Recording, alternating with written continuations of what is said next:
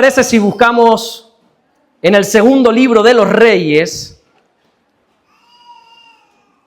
Segundo libro de los Reyes. Nos vamos a ir hasta el capítulo 3. A medida que encuentres este pasaje, nos vamos poniendo en pie. Hoy te voy a hablar de 3 reyes en un desierto. De 3 hombres, 3 poderosos, 3 reyes, 3 monarcas, que debido a una serie de circunstancias acaban en un desierto agonizando, a punto de morir. Quiero hablarte de eso. No sabía qué título ponerle, 3 reyes y un desierto, no sé, pero bueno, da lo mismo. Segundo libro de los Reyes, capítulo 3, versículo 4. ¿Lo tenemos todo? Si alguno no ha traído la Biblia, no se preocupe porque aquí en las pantallas vamos a seguir la lectura. Dice así la palabra del Señor, segundo de Reyes, capítulo 3, versículo 4. Entonces Mesa, rey de Moab, era propietario de ganados y pagaba al rey de Israel 100,000 corderos y 100,000 carneros con sus vellones, con su lana. Pero muerto Acab, el rey de Moab se rebeló contra el rey de Israel. Salió entonces de Samaria el rey Joram y pasó revista a todo Israel. Y fue y envió a decir a Josafat, rey de Judá: el rey de Moab se ha rebelado contra mí. ¿Irás tú conmigo a la guerra contra Moab? Y le respondió: iré, porque yo soy como tú, mi pueblo como tu pueblo y mis caballos como los tuyos. Y dijo: ¿por qué camino iremos? Y él respondió: por el camino del desierto de Edom. Salieron pues el rey de Israel, el rey de Judá y el rey de Edom, y como anduvieron rodeando por el desierto 7 días de camino, le faltó agua para el ejército y para las bestias que lo seguían. Entonces el rey de Israel dijo: que ha llamado el Señor a estos 3 reyes para entregarlos en manos de los moabitas. Mas Josafat dijo: ¿no hay aquí profeta del Señor para que consultemos al Señor por medio de él? Y uno de los siervos del rey de Israel respondió y dijo: aquí está Eliseo, hijo de Safat, que servía a Elías. Y Josafat dijo: este tendrá palabra del Señor. Y descendieron a él el rey de Israel y Josafat y el rey de Edom. Entonces Eliseo dijo al rey de Israel: ¿qué tengo yo contigo? Ve a los profetas de tu padre y a las profetas de tu madre. Y el rey de Israel le respondió: no, porque el Señor ha reunido a estos 3 reyes para entregarlos en manos de los moabitas. Y Eliseo dijo: vive el Señor de los ejércitos, en cuya presencia estoy, que si no tuviese respeto al rostro de Josafat, rey de Judá, no te miraría a ti ni te viera. Mas ahora traedme un tañedor. Un tañedor es un tocador de arpa, un músico. Mas ahora traedme un tañedor. Y mientras el tañedor tocaba, la mano del Señor vino sobre Eliseo, quien dijo: así ha dicho el Señor, haced en este valle muchos estanques. Versículo 17, y con este versículo terminamos la lectura. Porque el Señor ha dicho así: no veréis viento, ni veréis lluvia, pero este valle será lleno de agua, y beberéis vosotros y vuestras bestias y vuestros ganados. Amén. Hasta ahí vamos a leer en esta noche, vamos a orar. Señor, gracias te damos, mi Dios, porque tú eres bueno, Señor. Gracias porque podemos leer libremente tu palabra, sin miedo a persecución, sin miedo a represalias. Oramos en el nombre de Jesucristo, que mientras tu palabra es predicada, Señor, que ocurran los prodigios, las señales, las maravillas, las sanidades, las liberaciones. Todo lo que tu palabra dice y promete que puede ocurrir, oramos para que ocurra, Señor, hoy en nuestras vidas. Gracias, Señor, por todo lo que estás haciendo y gracias por todo lo que vas a hacer en el nombre poderoso de Jesús. Y solo el que lo cree dice fuerte: amén y amén. Puede tomar su asiento si quiere. No sé si has entendido la historia, lo que aquí está ocurriendo, pero por las razones que, si Dios me lo permite y tengo tiempo, te voy a explicar, aquí lo que nos hemos encontrado es a 3 reyes, a 3 ejércitos, muriéndose en medio de un desierto. Le faltó el agua, empezó a escasear el agua, Y no solamente ellos, sino que aún los animales que llevaban, porque en la antigüedad se movían con animales, con caballos, con camellos, con burros, con asnos. No solamente las personas empezaron a desfallecer, sino que aún las bestias, los animales, también empezaron a desfallecer ahí en el desierto. Mira, tarde o temprano, todos atravesamos algún desierto en la vida. Cuando hablo de desiertos, me refiero a esos momentos difíciles. Cuando hablo de desiertos, me refiero a esos momentos duros. Momentos donde nada tiene sentido. Momentos donde ya no tenemos ganas de luchar porque el ánimo ha desaparecido. O momentos donde parece que por más que lo intentemos, todas las puertas están cerradas. Yo creo que todos conocemos esos momentos. O los hemos vivido, o los estamos viviendo. Pero todos conocemos esos momentos desiertos, esos momentos difíciles que, por la razón que sea, nos vemos ahí entre la espada y la pared, ¿verdad? Hay veces que esos momentos, oye, pues si somos honestos, son consecuencia de nuestras malas decisiones, ¿verdad? Tenemos el caso, por ejemplo, de Jonás. Jonás se vio en un mal momento, se vio en el vientre de un pez, porque fue un desobediente a la palabra de Dios. Y él se podría quejar y lamentarse en aquel vientre y llorar como lo hizo, pero a ver, Jonás, si somos honestos, estás ahí porque tú te lo has buscado. Tenemos el caso del hijo pródigo, ¿verdad? Viviendo en aquella posilga, rodeado de cerdos, pasando necesidad, pasando hambruna. Y uno dice, no, ¿y Dios dónde está? No, Dios dónde está, no. Oye, pero escúchame una cosa, es que tú estás ahí por tus malas decisiones, por haber hecho cosas que no debías. Entonces hay momentos desiertos en los que uno se ve, momentos difíciles, que uno enfrenta por la mala cabeza, son el resultado de nuestras malas decisiones.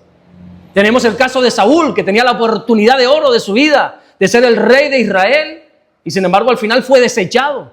Se vio siendo desechado. ¿Por qué? Por cuanto tú desechaste la palabra del Señor, el Señor te ha desechado para que no seas rey. Así le dijo el Señor.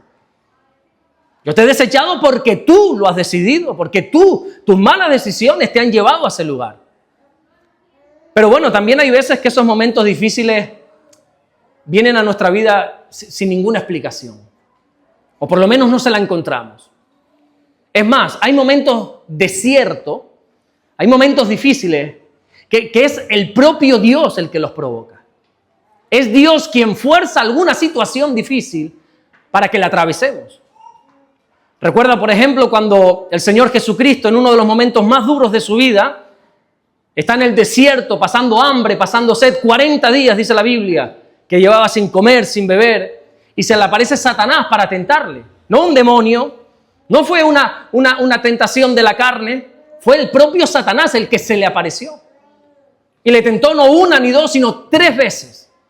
Bueno, y yo pregunto, ¿y quién llevó a Jesús a ese desierto? La Biblia dice en Mateo capítulo 4, versículo 1, entonces Jesús fue llevado por el Espíritu al desierto para ser tentado por el diablo. Bueno, pero sea como sea, ya sea que estemos en esos momentos difíciles por nuestra culpa, porque sí o porque haya sido el propio Dios, lo que tenemos que hacer en esos momentos difíciles es cómo enfrentarlos. Es saber, oye, ¿cómo tengo que enfrentar? Los momentos difíciles no se trata de buscar culpables, no se trata de buscar por qué estoy aquí. No, ya estamos metidos aquí en el problema, vamos a ver cómo enfrento este problema.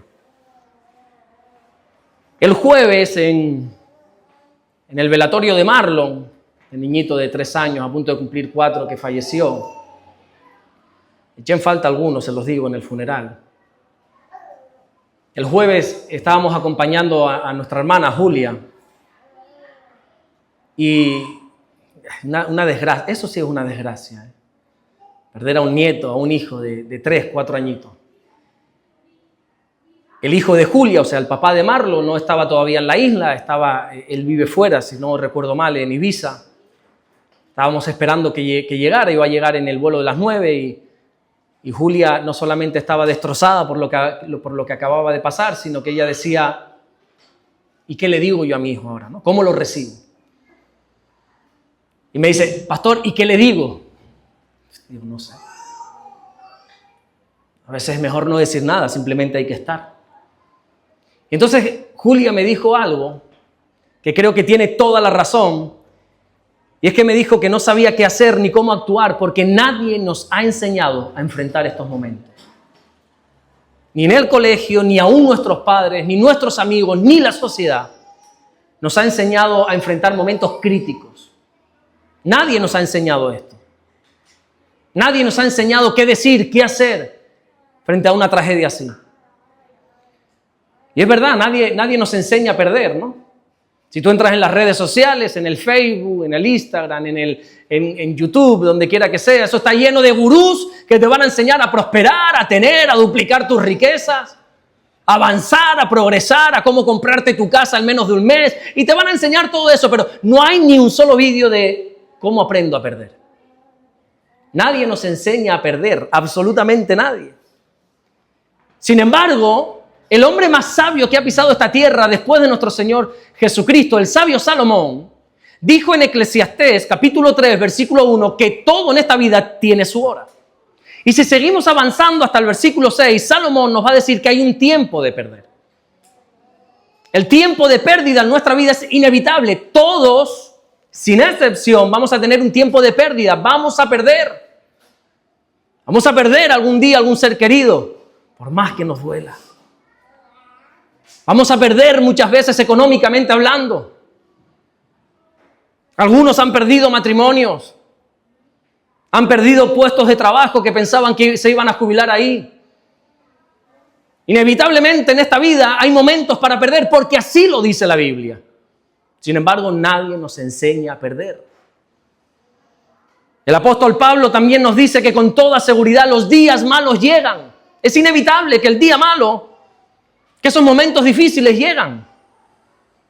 Y Pablo nos da la estrategia para no solamente soportarlos, sino para salir victorioso de ellos, que eso es lo interesante de los momentos difíciles. En Efesios capítulo 6, versículo 13 dice, por tanto, tomad toda la armadura de Dios para que podáis resistir en el día malo. Ya Pablo está dando por sentado que vienen días malos. Y te dice, tienes que hacer algo para que cuando venga el día malo y habiendo acabado todo, estad firmes. Lo bonito de los días malos es que acaban, que tarde o temprano acaban. Esos momentos difíciles, esos momentos donde ves que nada tiene sentido, por muy oscuro que se ponga la noche, tarde o temprano un abismo de luz va a aparecer. Y habiendo acabado todo, dice Pablo, porque tanto los días buenos se acaban como los días malos también se acaban. Y lo interesante es no solamente saber que se van a acabar, sino que cuando se acaben salir victoriosos de ellos. Y lo que tú hagas en tus días malos va a ser la consecuencia, el resultado, el fruto de la preparación que hayas tenido. Pablo dice que para poder vencer en ese día malo, en ese momento difícil, previamente te has tenido que poner una armadura para que puedas resistir los golpes de ese día malo, ¿verdad? A mí no me gustan las peleas, ni el boxeo, ni nada de eso, pero yo a veces cuando veo esos puñetazos que se dan los boxeadores, algunos dicen, un deporte noble, no sé dónde ves la nobleza. Bueno, esa es mi opinión, que soy un ignorante en eso, ¿vale? Pero yo digo, mira, a mí me dan una décima parte de esa torta, que a mí no me hace falta que me des esos puñetazos que se dan, que a mí me das media de esa. Bueno, me amagas así nada más. Y me tumba porque no estoy preparado para recibir ese golpe. Yo no estoy preparado. Y si yo me subiese, no se me ocurriría en la vida, pero si yo me subiese a un ring y a mí me dan media cachetadita de esa, a mí me tumba. Me dejan en el suelo porque no me he preparado antes. Y así ocurre muchas veces con los cristianos. No se han preparado previamente, no se han puesto una armadura y cuando viene el día malo y vienen esos golpes que a veces da la vida, los tumba.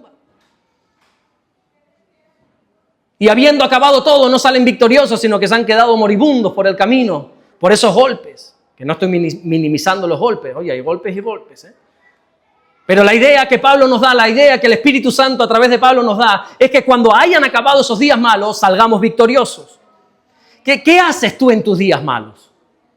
¿Qué haces tú en esos momentos? ¿Dónde te refugias? ¿Qué haces cuando todo está mal? ¿Cuando nada tiene sentido? Cuando todo es oscuridad, cuando estás en un tiempo de pérdida, ¿cómo es tu reacción? Sabes que las personas tenemos diferentes reacciones. Hay gente que no saluda a nadie, que se enfada. Otros como que no pasa nada. Otros lloran más de la cuenta. Otros, no sé, hay diferentes reacciones. Todas lícitas, ¿no? Pero ¿cómo reaccionas tú? ¿Qué haces tú en esos momentos difíciles de la vida? Cuando viene un golpe, Un problema fuerte. Qué bueno, ¿quién dijo orar? Bueno, gloria a Dios. ¿Qué hacemos en esos momentos difíciles? Mira, el enemigo es tan astuto y tan sucio que aprovecha esos momentos para intentar sembrar en ti la duda y el pensamiento de que Dios no está contigo. Eso es así, siempre es lo mismo. No tiene estrategias nuevas el enemigo. Y en esos momentos difíciles te susurra al oído y te dice, es que Dios te ha abandonado. Es que Dios no está contigo. Dios no está contigo, te ha dejado, por eso estás viviendo eso. Es la consecuencia de tu pecado. Y te recuerda tantas cosas que te hace sentir como un miserable. Y lo peor de todo, algunos se lo llegan a creer. Esa es la voz del enemigo. La voz de Dios siempre restaura, siempre levanta. La voz de Dios nunca te va a hablar en pasado, siempre te va a hablar en futuro. Te va a hablar de la bendición, de la gloria postrera que será mayor que la primera. Pero el enemigo siempre opera de esa manera. No sirves, no vales. Este es tu final. No saldrás victorioso de este momento malo. Pero tú lo que tienes que tener claro es que pase, lo más importante es saber que Dios es tu refugio en los días malos.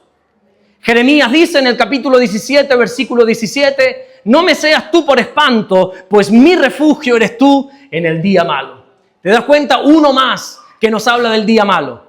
Y Jeremías dice, bueno, no sé cómo saldré, no sé qué haré, no sé cómo se solucionará esto. Es más, no sé si se va a solucionar. Lo que tengo claro es que me puedo refugiar en ti, Señor.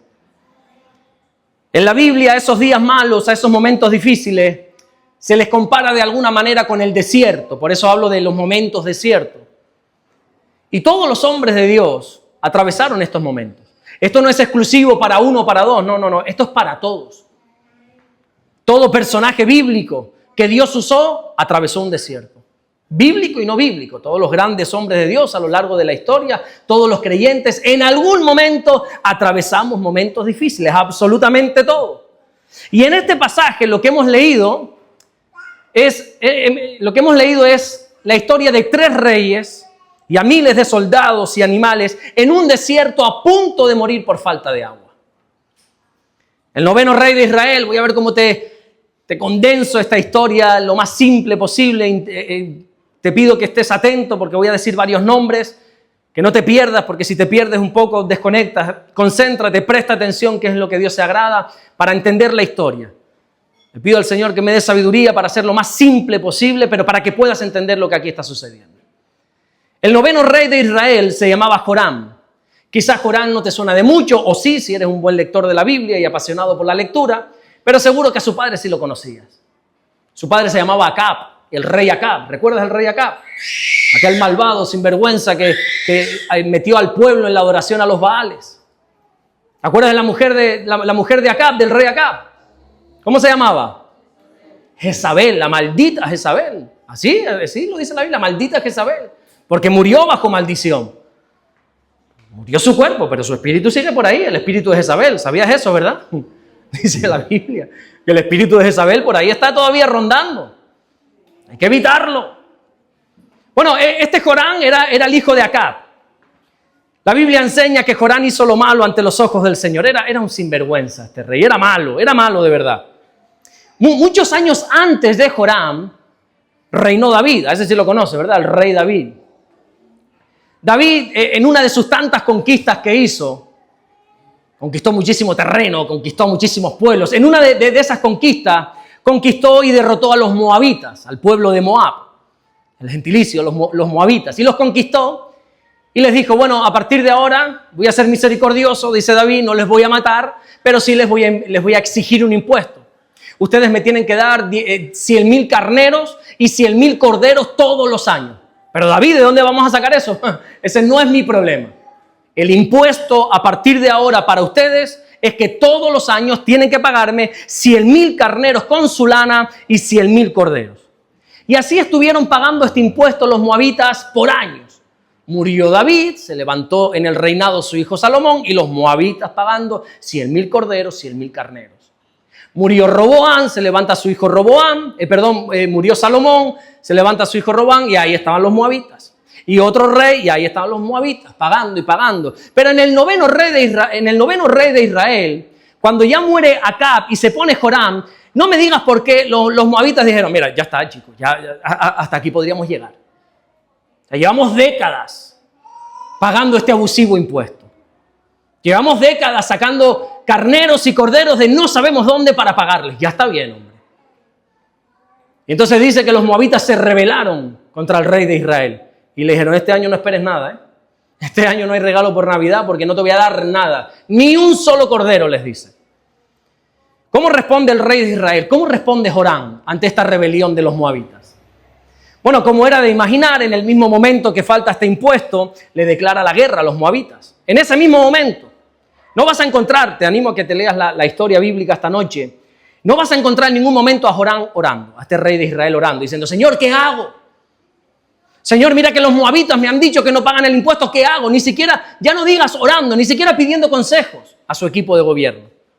Él no pide gobierno, él no pide consejo, él es impulsivo.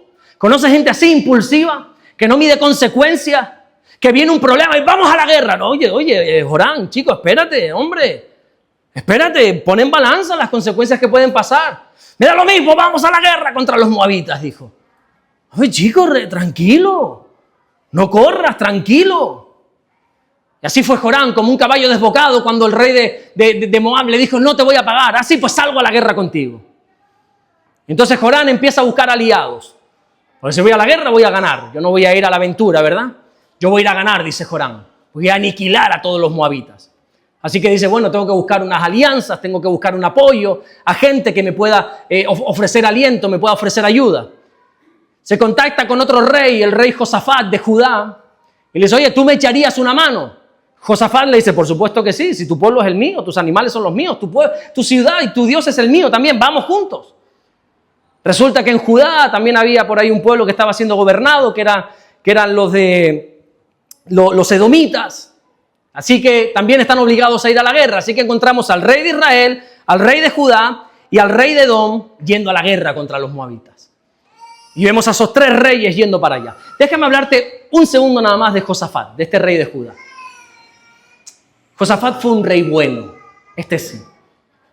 Este rey de Judá fue bueno, dice la Biblia en 2 de Crónicas 17:3, y el Señor estuvo con Josafat porque anduvo en los primeros caminos de David su padre y no buscó a los Baales, sino que buscó al Dios de su padre y anduvo en sus mandamientos y no según las obras de Israel. Fue uno de los poquitos reyes buenos que hubo, Josafat.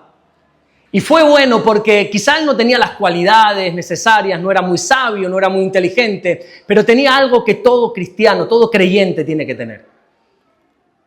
Y es que Josafat buscaba a Dios en medio de sus problemas. Él sabía dónde encontrar la salida a sus problemas. En una ocasión, dice la Biblia que 3 reyes se levantaron contra él, curiosamente también. Y él dijo, Dios mío, yo no estoy preparado para enfrentar esta guerra con estos 3 reyes. Mi ejército no puede, ¿no? Yo no puedo meter a mi ejército frente a esta guerra con 3 reyes. Y hizo una oración que para mí, honestamente, es de las mejores oraciones que salen en la Biblia. Ahí en 2 de Crónicas 20:12, Josafat dijo, oh Dios nuestro, ¿no los juzgarás tú? Porque en nosotros no hay fuerza contra tan grande multitud que viene contra nosotros. No sabemos qué hacer y a ti volvemos nuestros ojos. En esos momentos donde no sabemos qué hacer, sí sabemos a quién mirar. Josafat no tenía ni idea qué hacer. Vienen 3 contra mí. Yo no puedo, mi ejército es inferior. No sé qué hacer, pero sé a quién mirar. Y Dios le dio la victoria, ¿verdad? Hace tiempo hablábamos que no sabemos de dónde vendrá nuestro socorro y lo cantamos muchas veces, ¿verdad? Esa canción tan bonita. No sabemos de dónde va a venir el socorro en los días difíciles, pero sí sabemos de quién. Lo tenemos clarísimo. Dice Salmo 121, versículo 1, alzaré mis ojos a los montes. ¿De dónde vendrá mi socorro? Ni idea de dónde va a venir. Ahora, mi socorro sé de quién viene. Mi socorro viene del Señor. ¿Cómo y de dónde? Ni idea tengo. Pero de quién lo tengo clarísimo, mi socorro viene del Señor. Pero no me digas por qué, un poco tiempo después de esta preciosa oración, encontramos a este rey diciendo que sí a Joram, sin orar. Este hombre impulsivo llamado Joram le dice, Josafat, acompáñame a la guerra. Y él le dice, vamos. ¿Y por qué no oras? ¿Por qué no vas y le dice, Señor, no sé qué hacer, acompaño a Joram, no lo acompaño? No, le dijo que sí y se fue. Y ahí entonces el rey de Israel, el rey de Judá, el rey de Edom se van a la guerra contra los moabitas. ¿Y por dónde se van? Por el desierto. Ahí empiezan por el desierto y como es de esperar, a los 7 días falta el agua. Porque hermano mío, donde no hay dirección de Dios, pronto empieza la escasez. Pronto empieza la sequía. Y todo es muy bonito al principio, y la alianza, y los amigos, y los colegas, y toda esa gente que nos rodea, pero donde no hay dirección de Dios, pronto empieza la sequía. Así que aquellos 3 hombres poderosos, aquellos ejércitos, aquellos animales que salieron con todo el ímpetu, se vieron moribundos en un desierto. Ahí están muriéndose de sed. Dice la Biblia en el capítulo 3, versículo 9 de Segunda de Reyes: salieron pues el rey de Israel, el rey de Judá y el rey de Edom, y como anduvieron rodeando por el desierto 7 días de camino, les faltó agua para el ejército y para las bestias que lo seguían. Y es en estos momentos de sequía, en estos momentos difíciles, en estos momentos que nos vemos en una encrucijada donde mucha gente no sabe qué hacer y donde muchos pierden el control. Y en estos momentos difíciles solo podemos hacer 2 cosas. Por una parte está la alternativa que toma el rey Joram, que ahora te lo explico en un instante. Y por otra parte tenemos la alternativa que tomó Josafat, el rey de Judá. Déjame hablarte de Joram. ¿Cómo reaccionó Joram en este momento? En este momento de sequía, en este momento donde ve que en el desierto se va a morir. ¿Cómo reacciona Joram? Quejándose y echándole la culpa a Dios. Dice el versículo 10, entonces el rey de Israel dijo, que ha llamado Jehová a estos 3 reyes para entregarlos en mano de los moabitas. O sea, ¿perdona? No encontramos ni una sola vez que Joram orase a Dios pidiéndole dirección. No encontramos ni un solo momento diciéndole por dónde ir, por dónde no ir, salgo a la guerra, no salgo, voy por el desierto, voy por la costa. Ni un solo momento. Ahora, cuando las cosas van mal, ¿a quién culpó? A Dios. ¿Cuánta gente hay así, verdad? No consulta a Dios, no tiene en cuenta a Dios. Se pasa por alto el consejo de la palabra de Dios, pero cuando las cosas van mal, ¿y dónde estás tú? ¿Y por qué Dios permite esto? Porque, escuchame una cosa, que tú estás en el desierto por tus malas decisiones. Muchas personas actúan así. Gente que se mete quizá en una relación sin orar. Solamente se dejan llevar por los ojos, por los placeres, por los deleites, por los deseos. No oran, no piden consejo y cuando vienen los días malos, ¿y por qué Dios me permitió? No, Dios no ha permitido nada, mío. Tú te juntaste con ese o con esa y ahora ¿qué quieres?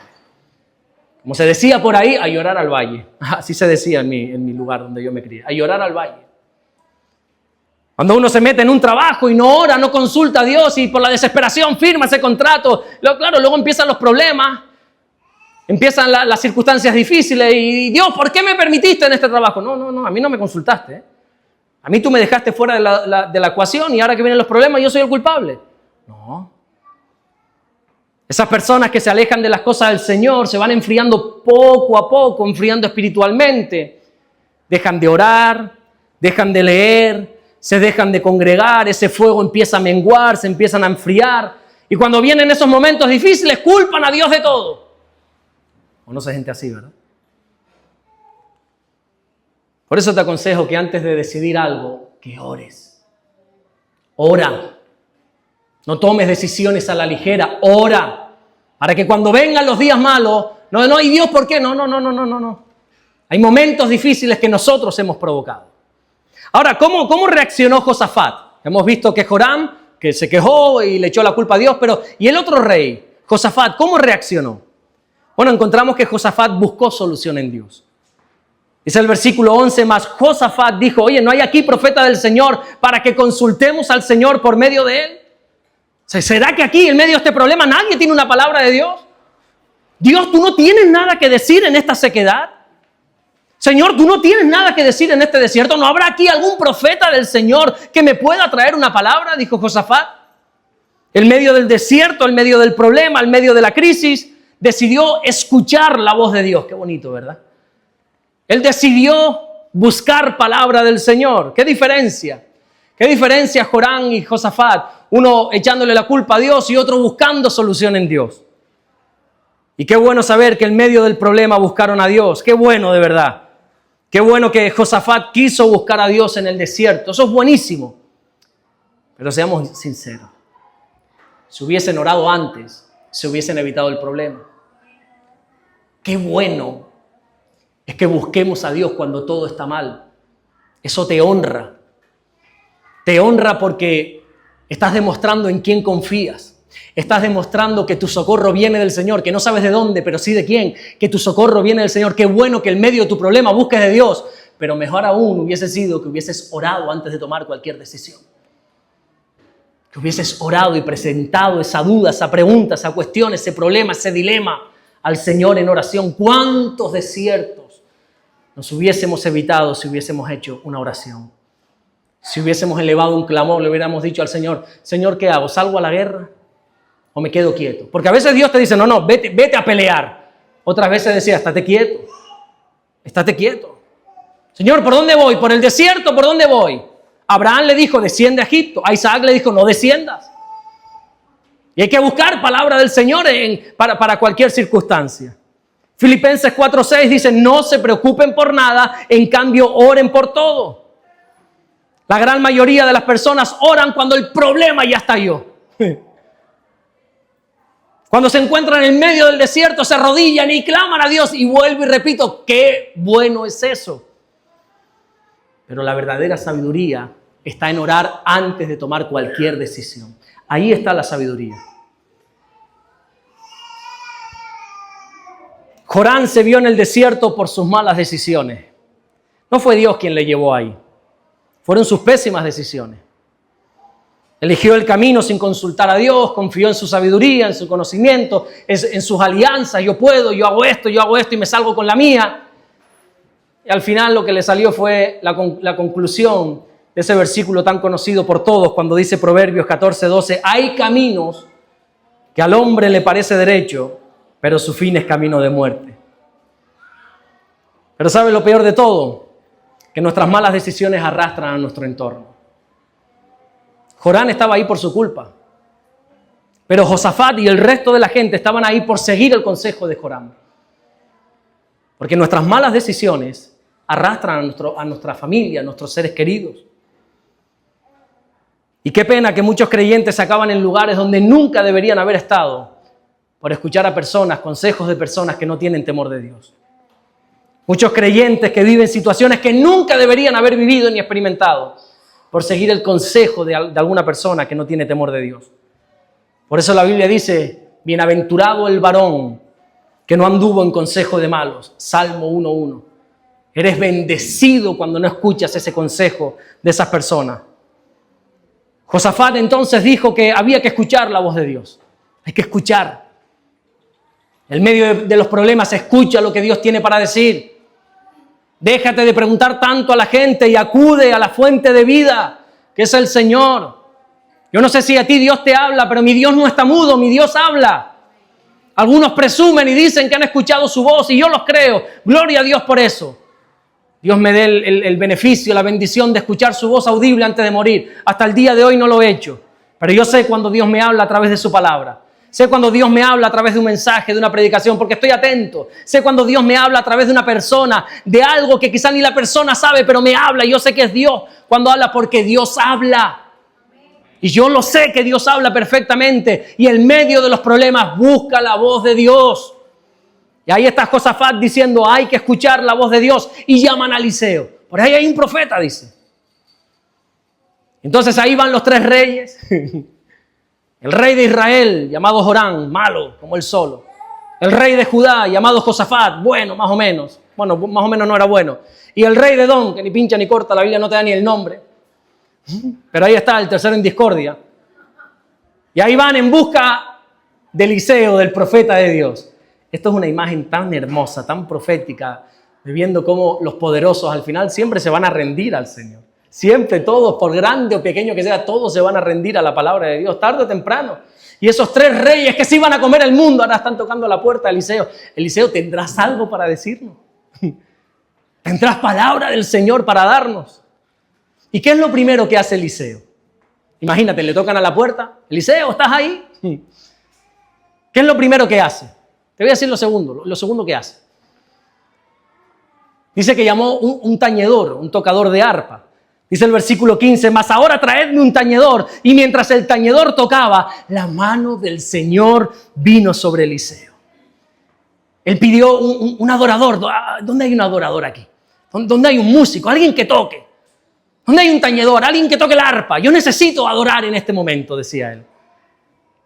¿Tú sabes por qué Eliseo pidió un tañedor? ¿Me dejas explicártelo? Porque esto para mí, aquí yo me voy a sentir identificado con Eliseo. En otras cosas no le llego ni a la suela de los zapatos, pero aquí yo soy Eliseo. ¿Tú sabes por qué Eliseo tuvo que pedir un tañedor? Cuando los 3 reyes buscaban a Eliseo, y Eliseo abre esa puerta y se encuentra a Joram, a Josafat y al que no tiene nombre, de Edom, dice la Biblia que dice en el versículo 13, ¿qué tengo yo contigo? Se lo está diciendo a Joram, al de Israel, al malo. ¿Qué tengo yo contigo? ¿Qué haces aquí? Vete a los profetas de tu padre. Vete a las profetas de tu madre. Eliseo conoce perfectamente quién es Joram. Él sabe la hipocresía de ese tipo, sabe quiénes son sus padres, sabe la maldad que hicieron sus padres. Y en ese momento, en otras palabras, te voy a resumir este mensaje. Eliseo le dice, ¿qué haces aquí? Búscate la vida. Ahora vienes aquí a llorar, ahora vienes aquí en medio de tus problemas a llorar. Cuando todo iba bien, tú solo buscabas a tus ídolos. Y ahora que va mal, vienes a tocar mi puerta, le dice Eliseo. ¿A cuántos le ha querido salir el espíritu de Eliseo en alguna vez? Que te viene alguien y tú dices, ¿qué haces aquí ahora? Ahora sí. Y vienen con problemas y te dan ganas de que te brote ese espíritu de Eliseo. Ahora viene. Pero aquí no hay que buscar culpables. Y Eliseo sabe que no es momento de recriminar, no es momento de buscar culpables, hay que buscar soluciones. Y dice Eliseo, tráeme un tañedor, hay que adorar, vamos a adorar. En medio del desierto hay que adorar. Vamos a adorar en medio del problema. En el medio de esa crisis, ¿por qué no adoramos? Y Eliseo dice, vamos a adorar. Caliente, él está enfadado, no puede ni mirar a la cara a ese tipo. Hipócrita, ahora vienes aquí. Pero dice, no, hay que adorar, adoremos. Esa es la solución, hay que adorar, tráeme un tañedor. Y mientras adora la mano del Señor viene. Con ganas, sin ganas, hay que adorar. Porque el Señor no está buscando culpables, responsables, el Señor está buscando adoradores. Y Eliseo, que es la palabra de Dios, dice, vamos a adorar.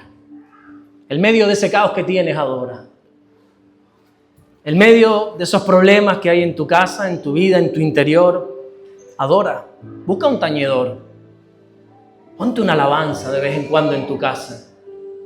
Quita esa música del diablo de vez en cuando, hombre, y ponte ahí a una adoración y adórale.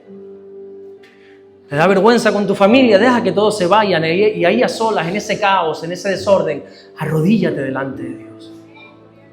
En ese desierto donde nada tiene sentido, donde estás ahogado por falta de agua, adórale. Busca un tañedor. Adora al Señor en medio de tu caos. Donde tienes ganas de gritar, de llorar, donde no sabes qué hacer, adórale. Lo que hay que hacer es adorar. ¿Y cuál fue la solución de Dios? Dice que mientras Eliseo adoraba, la mano del Señor vino sobre él y Dios trajo palabras, porque Dios habla. Si tú adoras, Dios habla. El que busca halla. Es que a mí Dios no me habla. ¿No estás buscando? Yo no me creo que si buscas, Dios no te hable. Y al tiempo del silencio de Dios fue antaño. Ya Dios sigue hablando a día de hoy. A mí hace años mi suegra me dijo con una mirada de esas penetrante, con una mirada de esas que yo dije, o está loca o está convencida de lo que está diciendo. Ella me dijo, Dios habla.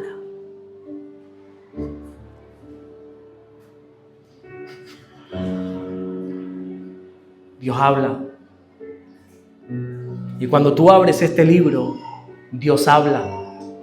¿Y cuál fue esa palabra de Dios? Segundo de Reyes, capítulo 3, versículo 16. Atentos siempre a todos los versículos 3, 16. Hay un libro buenísimo, los 3:16. No solamente está Juan 3:16, casi todos los 3:16 de la Biblia son impactantes. Segundo de Reyes 3:16. Así ha dicho el Señor, haced en este valle muchos estanques. Otra versión dice, así dice el Señor, abran zanjas por todo este valle. Y uno dice, pero espera un momento, Señor, ¿cómo abrir zanjas? O sea, recuerden que estamos aquí en sequía, recuerden que estamos en pleno desierto y Dios me dice, ponte a trabajar, ponte a abrir zanjas. O sea, ponte en el lugar de esta gente. Estaban fatigados, cansados, sedientos, estaban preocupados, ellos quieren un milagro. Estaban como muchos de nosotros ahora mismo necesitados de un milagro. ¿Cuántos necesitan un milagro? ¿Y sabe cuál fue la respuesta de Dios? Comienza a abrir zanjas. Ellos querían agua y Dios les dijo, abran zanjas para que brote el agua. Yo me imagino al pueblo esperando que brotase agua de una roca, como sucedió con Moisés. ¿Recuerdan también en una sequía? Y Moisés cogió aquella vara y golpeó la peña y brotó agua de la peña. Y ellos decían, seguro que la palabra de Dios, seguro que Eliseo va a venir con un palo a golpear la roca. No.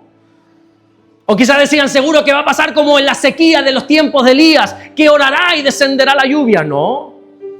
Dios les dijo, abran zanjas.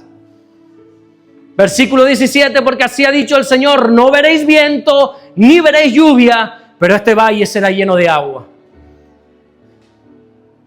Iglesia, con el paso del tiempo he aprendido que cuando pedimos algo al Señor, no nos va a dar el resultado, sino que nos va a dar las instrucciones necesarias para lograrlo. Dios siempre va a hacer su parte, no te quepa duda. Pero espera que nosotros hagamos la nuestra. Él hará por nosotros Él no hará por nosotros lo que nos corresponde hacer a nosotros. ¿Te acuerdas, por ejemplo, la historia de Lázaro, no? Todos conocemos esta historia, aún los incrédulos, los impíos, los que no creen, adjetivos todos los que quieras, aquí podríamos... Ellos conocen esta historia de Lázaro, cómo Jesús resucita a Lázaro, pero si tú te lees la historia te vas a dar cuenta que las personas tuvieron que hacerlo todo. Fueron las personas quienes tuvieron que ir a Jesús a decirle, oye, que tu amigo, que está malo, hombre. Dice Juan 11:3, enviaron pues las hermanas a decir a Jesús, Señor, he aquí el que amas está enfermo. Jesús llega a ese lugar, ya estaba enterrado, ya había fallecido, habían puesto, como era la costumbre, una piedra en esa tumba. Y el Señor dice, quiten la piedra. No, Señor, que si lo vas a resucitar, quítala tú. No, quítala tú. La zanja la abres tú. Yo hago brotar el agua, no te preocupes, pero la zanja la abres tú. Quita la piedra. Dice el versículo 39, quitad la piedra. Y Marta, la hermana del que había muerto, dijo, Señor, ya hiede, porque es de 4 días. Pero la orden es clara, quita la piedra, abre la zanja. Y entonces, ¿qué hizo el Señor en esta resurrección? Lázaro, sal fuera. Lo único que el ser humano no podía hacer. El resto se lo delegó a las personas. Todo lo que tú puedas hacer, debes hacerlo. Aunque estés cansado, aunque estés fatigado. Si quieres que de tu desierto brote agua, debes trabajar. Y quizá tú estás enfrentando un momento difícil hoy en tu vida, o quizá no lo sé. Pero en esos momentos difíciles no puedes dejar apagar tu fe, sino seguir trabajando en pos de tu milagro. ¿Quieres ver la gloria de Dios en tu familia? Cava la zanja de la oración. Es que no veo, sigue cavando. Haz tu parte, que Dios hace brotar el agua. ¿Quieres ver la restauración en algún área de tu vida? Cava la zanja del perdón. Oh Señor, restaura esto. Bueno, tú estás dispuesto a cavar. Dios solo va a hacer el milagro. Tú tienes que quitar la piedra, tú tienes que cavar la zanja. ¿Quieres ver avance, progreso, prosperidad en tu vida? Bueno, abre la zanja de la generosidad. ¿Quieres ver el poder de Dios? Cava santidad en tu vida. Abre la zanja de la santidad. Hermano mío, sigue creyendo, sigue adorando aunque no tengas fuerza. Sigue orando siempre aunque no veas resultados. Y sigue cavando tu zanja al medio de ese desierto, aunque nada tenga sentido a tu alrededor. Sigue adorando, sigue bendiciendo a Dios, sigue creyendo en Él. Siempre, pase lo que pase, no tires la toalla. Dios es hacedor de milagros. Cierra tus ojos un instante, cierra tus ojos. Si quieres ponerte en pie o quedarte sentado, pero me gustaría que comiences a adorarle. Que lo adores. que comiences a adorar su bendito y hermoso nombre. No me da tiempo a contarte el final de esta historia. Léelo en tu casa esta noche, por favor. Pero ya te adelanto que al final, como no era para menos, el agua brotó. Aquel pueblo sediento fue obediente a Dios y el agua brotó. Ese agua no solamente sirvió para que ellos se hidrataran, sino que si te lees la historia, te vas a dar cuenta que ese agua fue la que les dio la victoria contra los enemigos. Adórale. Si estás en un momento difícil, levanta tus manos y adórale. Si estás en tu mejor momento, levanta tus manos y adórale. No esperes a un momento complicado.